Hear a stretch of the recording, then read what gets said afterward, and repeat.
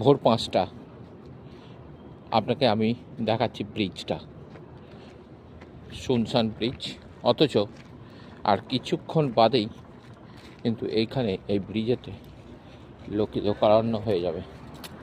আপনাদের আমি দেখাচ্ছি ব্রিজটুকু।